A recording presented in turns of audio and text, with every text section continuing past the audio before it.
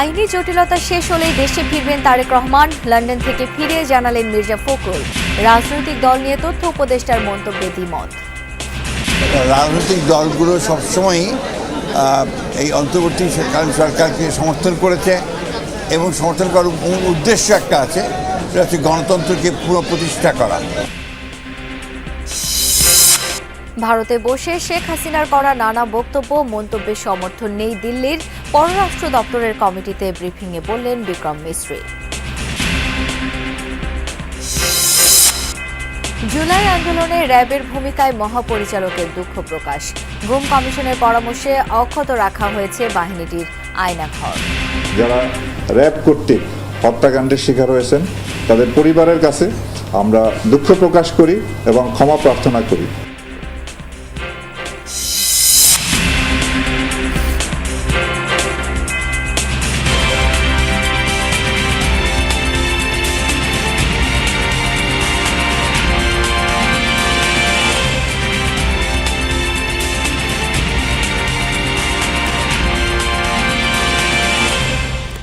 আমন্ত্রণ যমুনা নিউজে, আপনাদের সাথে আছি আমি শাওন দত্ত।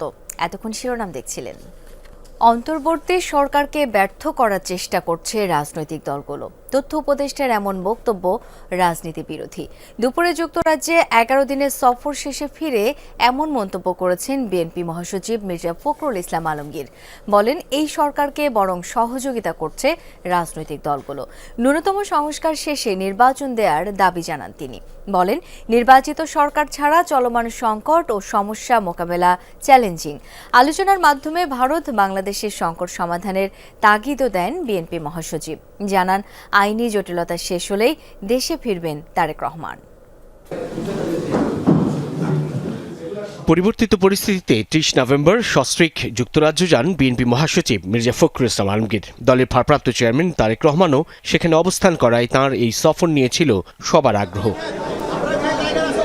11 দিনের সফর শেষে দুপুরে দেশে ফিরেন বিএনপি মহাসচিব। হযরত শাহজালাল আন্তর্জাতিক বিমানবন্দরে মুখোমুখি হন সাংবাদিকদের। ভারপ্রাপ্ত চেয়ারম্যান মহোদয়ের সঙ্গে আমাদের বৈঠক করা। এ সময় ব্রিটিশ গ্লোবাল পার্টনার্স গভর্নেন্স জিপিজির প্রতিনিধি দলের সঙ্গে হওয়া বৈঠকে তথ্য উপদেষ্টার মন্তব্যের প্রতিক্রিয়া জানান বিএনপি মহাসচিব। বলেন, অন্তর্বর্তী সরকারকে ব্যর্থ করার চেষ্টা করছে রাজনৈতিক দলগুলো। এমন বক্তব্য রাজনীতি বিরোধী। আমি জানি না কোন প্রেক্ষিতে বলেছেন, কি বলেছেন তা জানি না, কিন্তু ওনার এই বক্তব্য এটা রাজনীতি বিরোধী বক্তব্য এবং আমি আশা করি না যে তারা এই ধরনের বক্তব্য রাখবেন। রাজনৈতিক দলগুলো সবসময়ই এই অন্তর্বর্তীকালীন সরকারকে সমর্থন করেছে এবং সমর্থন করার উদ্দেশ্য একটা আছে, সেটা হচ্ছে গণতন্ত্রকে পুনঃপ্রতিষ্ঠা করা। সংস্কার নয়, নির্বাচনকে প্রাধান্য দিচ্ছে বিএনপি, এমন ধারণাকেও ভুল উল্লেখ করেন মির্জা ফখরুল। বলেন, ন্যূনতম প্রয়োজনীয় সংস্কার শেষে নির্বাচন দিতে হবে। এই ধরনের ধারণাটা সম্পূর্ণ ভুল। আমরা 2 বছর আগে সংস্কারের কথা বলেছি, 31 দফা সংস্কার দিয়েছি এবং আমরা এখনও বলছি যে আমরা ন্যূনতম সংস্কারগুলো করে নির্বাচন দেওয়ার জন্য। এই জন্যে যে বাংলাদেশে যে সমস্যাগুলো তৈরি হচ্ছে, এই সমস্যাগুলো নির্বাচিত সরকার ছাড়া সমাধান করা বেশ চ্যালেঞ্জিং। উল্লেখ করেন, নেতাকর্মীদের ধৈর্য ধরার আহ্বান জানিয়েছেন বিএনপির ভারপ্রাপ্ত চেয়ারম্যান তারেক রহমান। ভারত ও বাংলাদেশের চলমান সংকট সমাধানে গুরুত্ব দেন আলোচনার উপর। ভারপ্রাপ্ত চেয়ারম্যান সাহেব বার্তা দিয়েছে যে আপনারা সবাই ধৈর্য ধরবেন। একটা বিশাল বিজয় সূচিত হয়েছে জনগণের।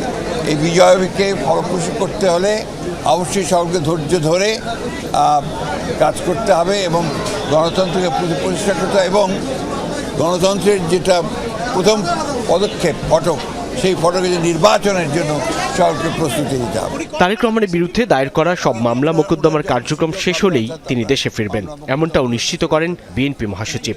মামলা মোকদ্দমাগুলো শেষ হলেই চলে আসবে। সাইফুদ্দিন রবিন, যমুনা নিউজ, ঢাকা। বাংলাদেশের জনগণ জীবন দিতে রাজি, কিন্তু দেশকে ভারতের সামনে পদানত হতে দেবে না, এমন মন্তব্য করেছেন বিএনপির স্থায়ী কমিটির সদস্য অবসরপ্রাপ্ত মেজর হাফিজউদ্দিন আহমেদ। সকালে জাতীয় প্রেস ক্লাবে এক অনুষ্ঠানে তিনি বলেন, ভারত প্রত্যেকটি প্রতিবেশী রাষ্ট্রকে বিষিয়ে তুলেছে। তারা প্রতিবেশী রাষ্ট্রকে দাবিয়ে রাখতে চায়, তবে নতুন বাংলাদেশে ভারতের আগ্রাসন থাকবে না। বাংলাদেশের মতো সাম্প্রদায়িক সম্প্রীতি পৃথিবীর কোথাও নেই উল্লেখ করে হাফিজউদ্দিন বলেন, ভারত যুদ্ধ শুরু করলে তা ভারতে গিয়েই শেষ হবে। দেশে ছাত্র সহ সকলকে সামরিক ট্রেনিং দিয়ে তৈরি করার দাবিও জানান বিএনপির এই নেতা। নিরস্ত্র মানুষ যে এত সাহসী হতে পারে এটি বাংলাদেশ ইতিহাস সৃষ্টি করেছে। সুতরাং এই ধরনের জাতির বিরুদ্ধে কোনো আগ্রাসন চালাতে হলে বারবার তাদেরকে চিন্তা করতে হবে, যত বড় শক্তি হোক। আরে ভারত তো কিছুই না, এর চাইতে আরও বড় শক্তিও যদি আসে বাংলাদেশকে কোনোদিন পদানত করতে পারবে না। ভারতে বসে বাংলাদেশকে নিয়ে শেখ হাসিনার দেয়া বক্তব্য সমর্থন করে না দিল্লি, এমন মন্তব্য করেছেন ভারতের পররাষ্ট্র সচিব বিক্রম মিশ্রি। এমনকি এই ধরনের মন্তব্যের জন্য ভারত শেখ হাসিনাকে কোনো ব্যক্তিগত সুবিধাও প্রদান করেনি।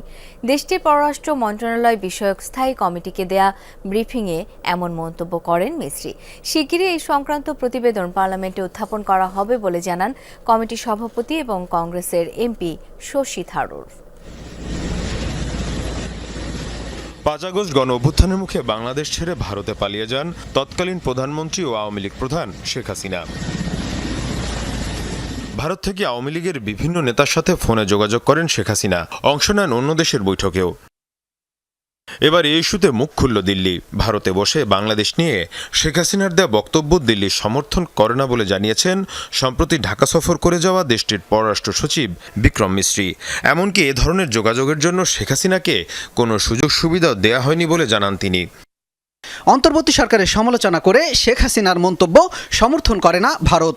বাংলাদেশের সাথে ভারতের সম্পর্ক কোনো দল বা সরকারকে কেন্দ্র করে নয়, বরং ভারতের কাছে বাংলাদেশের জনগণের সাথে সম্পর্ক গুরুত্বপূর্ণ।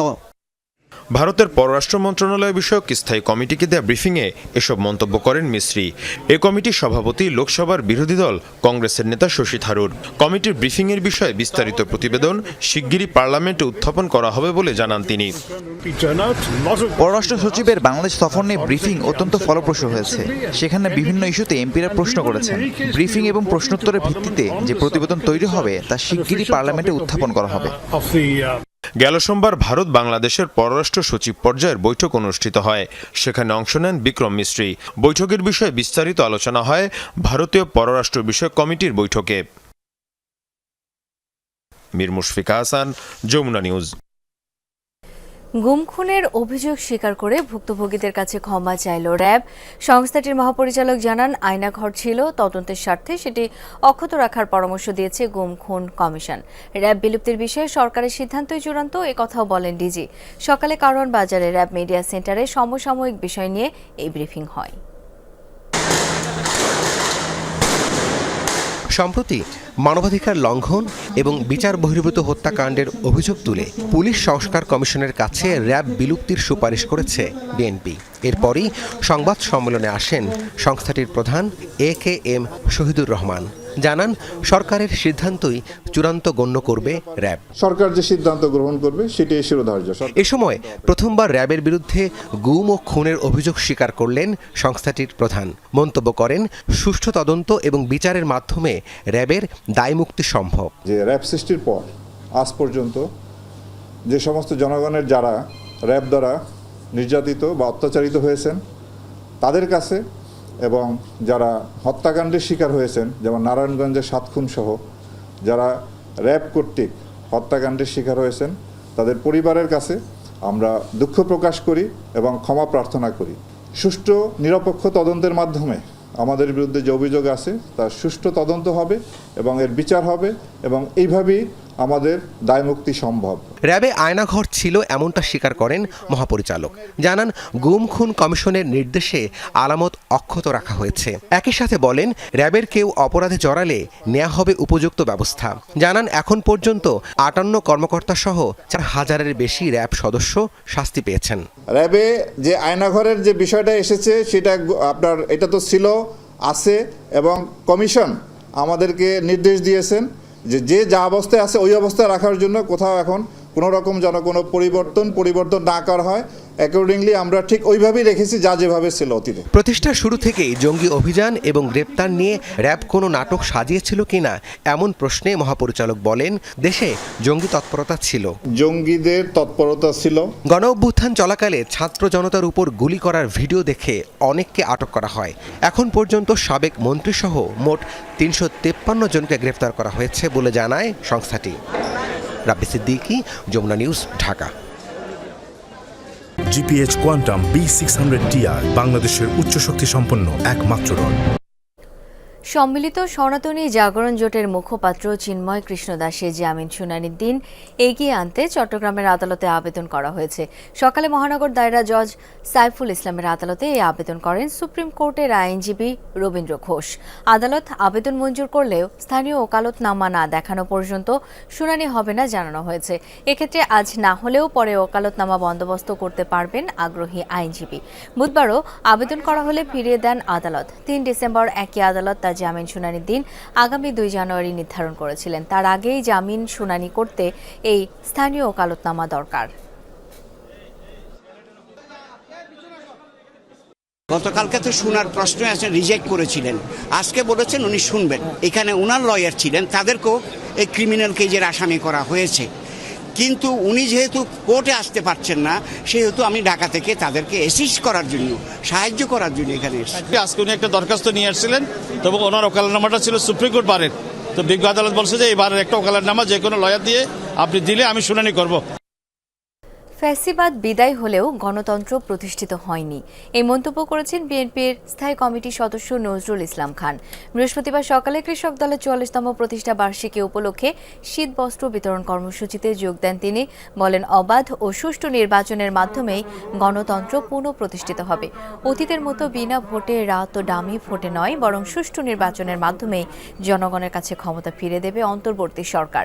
যারা সরকারে আছে তারা জোর করে ক্ষমতায় আসেনি, জনতাই তাদের দায়িত্ব দিয়েছে, মনে করিয়ে দেন বিএনপির স্থায়ী কমিটির এই সদস্য।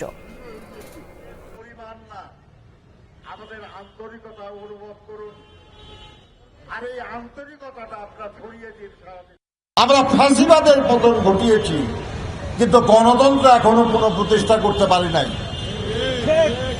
এই গণতন্ত্র পুনঃপ্রতিষ্ঠা হবে একটা অবাধ, সুষ্ঠু, নিরপেক্ষ নির্বাচনের মধ্যে দিয়ে। তার কিছু প্রস্তুতি আছে। আমরা আশা করব যত দ্রুত সম্ভব সেই প্রস্তুতি শেষে জনগণের কাছে জনগণের ক্ষমতা ফিরিয়ে দেওয়া হবে। জ্ঞাত আয় বহির্ভূত সম্পদ অর্জনের মামলায় ব্যবসায়ী গিয়াসউদ্দিন আল মামুনকে হাইকোর্টে দেয়া খালাসির রায় বহাল রেখেছেন আপিল বিভাগ। সকালে প্রধান বিচারপতি ডক্টর সৈয়দ রিফাত আহমেদের নেতৃত্বাধীন 5 সদস্যের আপিল বিভাগ আজ এই রায় দেন। গিয়াসউদ্দিন আল মামুনের পক্ষে শুনানি করেন ফিদা এম কামাল, আর দুদকের পক্ষে শুনানি করেন আসিফ হোসেন।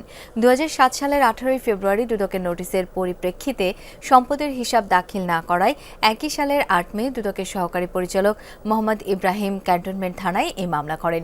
মামুনের বিরুদ্ধে 101 কোটি 73 লাখের বেশি অবৈধ সম্পদ অর্জনের অভিযোগ আনা হয়। এই মামলায় 2008 সালে মামুনকে 10 বছরের কারাদণ্ড এবং 10 লাখ টাকা অনাদায়ে আরও 1 বছরের দণ্ড দেন বিচারিক আদালত। ওই রায়ের বিরুদ্ধে হাইকোর্টে আপিল করলে 2012 সালে 30 জুলাই খালাস পায় মামুন।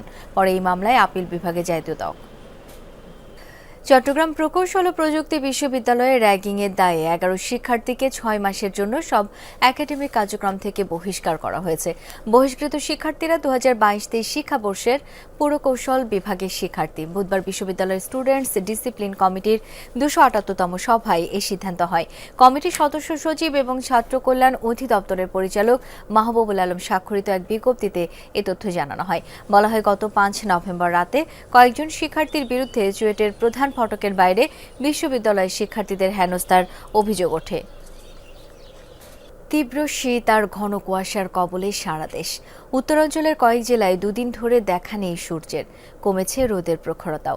সর্বনিম্ন তাপমাত্রা রেকর্ড করা হয়েছে চুয়াডাঙ্গা ও গোপালগঞ্জে 10.2 ডিগ্রি সেলসিয়াস। সারা দেশে আগামী 24 ঘন্টায় রাত দিনের তাপমাত্রা আরও কমার পূর্বাভাস দিয়েছে আবহাওয়া অধিদপ্তর। ঘড়ির কাঁটায় আধা বেলা পেরিয়েছে, তবু কুয়াশার গাঢ় চাদর ভেদ করে উঁকি দিতে পারেনি সূর্য। মেঘাচ্ছন্ন ঘোলাটে চারপাশ, সাথে হিমেল হাওয়া। গত কয়েকদিন ধরে সারা দেশে জেঁকে বসেছে শীত, কমেছে দিন ও রাতের তাপমাত্রা। এতে বিপর্যস্ত হয়ে পড়েছে জনজীবন। বেলা গড়ালেও কমছে না শীতের দাপট। সবচেয়ে বেশি বিপাকে শ্রমজীবীরা। শীত বস্ত্রের অভাব, তাই খড়কুটো জ্বালিয়ে চলছে ঠান্ডা নিবারণের চেষ্টা। শীতে হাত পা গুটেছে, তারপরে আমরা কাজে যাচ্ছি পেটের অভাবে। কি করব, আমাদের তো সংসার আছে। সকালে ধরেন ঠান্ডার মধ্যে কাজে আসি, কাজ করে আবার বিকালেও ফির ঠান্ডা লাগে, যাই বাড়িতে যাই। আইসি তো উঠলো গায়ে, ভাবছি যে একটু ঠান্ডা হবে না, যেমন তো ঠান্ডা হয়ে পড়ছে।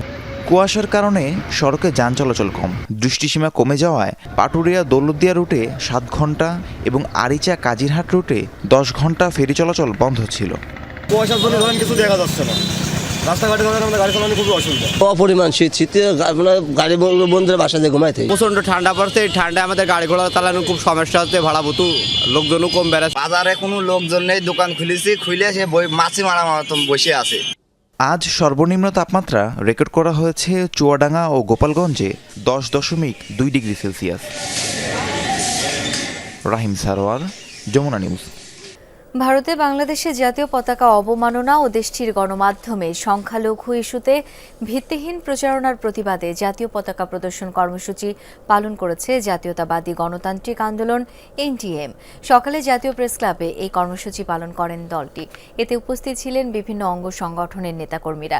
এ সময় দলের চেয়ারম্যান ববি হাজ্জাজ বলেন, তারা ভারতের বিরুদ্ধে নয়, বরং ভারতীয় আগ্রাসন, ভারতীয় মিডিয়া তথ্য সন্ত্রাস এবং ভারত সরকারের দাদাগিরির বিরুদ্ধে অন্তর্বর্তী সরকারের উদ্দেশ্যে তিনি বলেন, সংস্কার এবং নির্বাচন সাংঘর্ষিক নয়, নির্বাচিত সরকার দেখতে চাওয়া জনগণের মৌলিক অধিকার বলে মন্তব্য করেন ববি হাজ্জাজ।